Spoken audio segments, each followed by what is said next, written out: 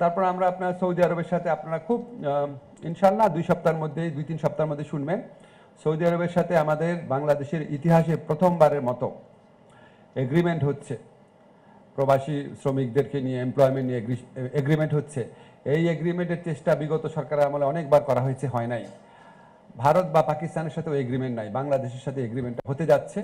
হলে আমাদের সৌদি আরবে যারা শ্রমিক ভাই বোনরা আছেন তাদের নিরাপত্তা এবং সুরক্ষা আরও বৃদ্ধি পাবে আমরা বিশ্বাস করি। আমরা রিইন্টিগ্রেশনে কিছু কিছু প্ল্যান নিয়েছি, আমরা প্রসেসটা অনেক সিম্পলিফাই করেছি মিনিস্ট্রির মধ্যে, যাতে আপনাদের ভোগান্তি হয়রানি কম হয়। সম্পূর্ণ ডিজিটালাইজেশন করেছি। আপনারা নতুন করে বিদেশে আপনারা গেলে বা আপনাদের আত্মীয় স্বজন গেলে আপনারা এই সুবিধাটা বুঝতে পারবেন।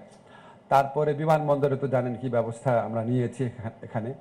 তো আমাদের কখনো মনে হয় না যে এই ব্যবস্থাগুলো নিলাম খুশি আছে, যে আমার মন্ত্রণালয়ের মানুষজন জানে আমি খালি রাগই করি, আরও হচ্ছে না কেন, আরও হচ্ছে না কেন, খুব সারাক্ষণই ওনাদেরকে বকা দিই, পরে খুবই খারাপ লাগে।